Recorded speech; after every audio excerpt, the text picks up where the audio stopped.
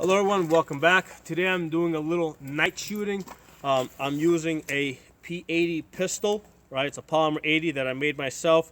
The Holosun 507C red dot and a Streamlight TLR1 HL. That's a 1000 lumen light. The holster is the Blackhawk Omnivore. It's a universal holster that indexes off the light. So the thing I want to tell you guys, right, is that you have to practice at night. You have to figure out what brightness level you want to set your red dot, or in this case, I'm using a circle dot. I'm using a 32 MOA circle only. That's one of the options I have on this red dot. What is the brightness setting you want to use? If you're not using a light, the red dot, if it's bright, can overwhelm you.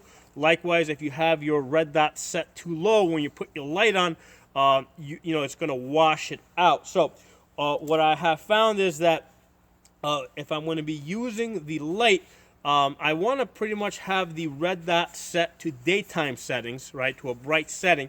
And the reason is because when I put the light on, I'm going to be able to see. Now, if I decide not to use the light, okay, one of the things that I have found is, yes, it does kind of wash out the target a little bit, but at the distance that we're typically shooting a pistol at, which is inside of 30 yards, what I find is if you're able to see a silhouette, you put that 32 MOA circle on it, you're gonna hit it. Now, one of the other benefits that I have found about the red dot in the daytime, it can sometimes be a little bit difficult to find the red dot if you don't have a perfect presentation. So if you come out, let's say one-handed, right?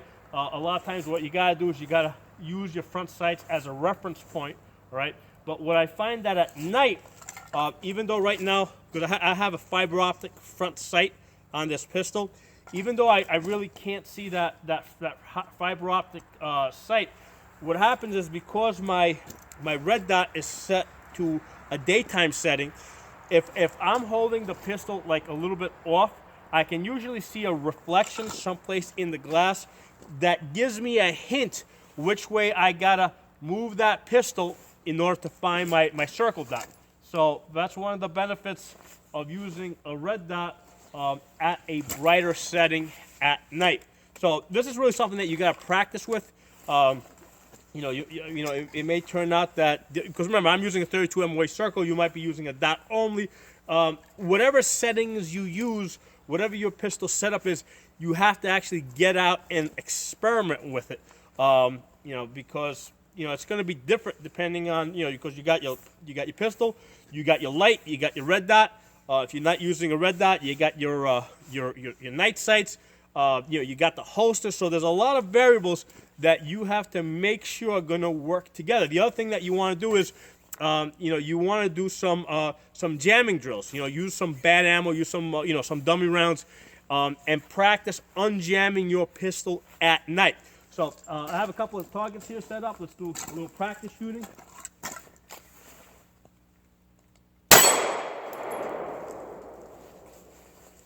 One of the other things I like to focus on is after I take my shot, I want to move to a different position, okay? Because I don't want to leave my light on because that tends to give away your position. So I practice, put the light on, shoot, move to a different position.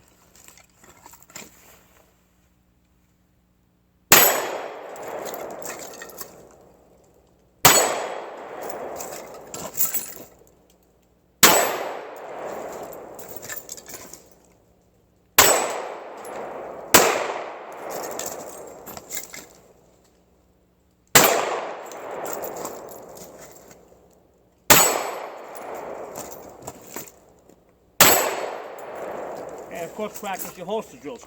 Practice going in and out of the holster.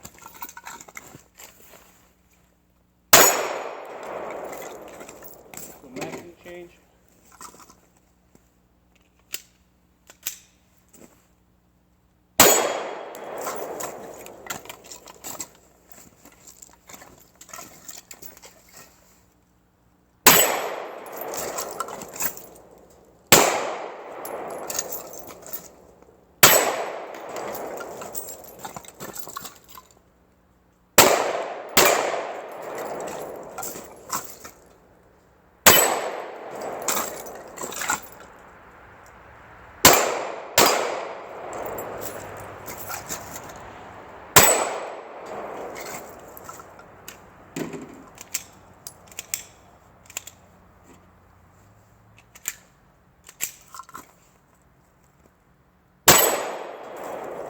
I tossed a jam there. I had a dummy round in the pistol, and I had 2 magazines on me. I didn't know which of the 2 magazines had that dummy round, so it forced me to do a magazine change in the middle of my shooting.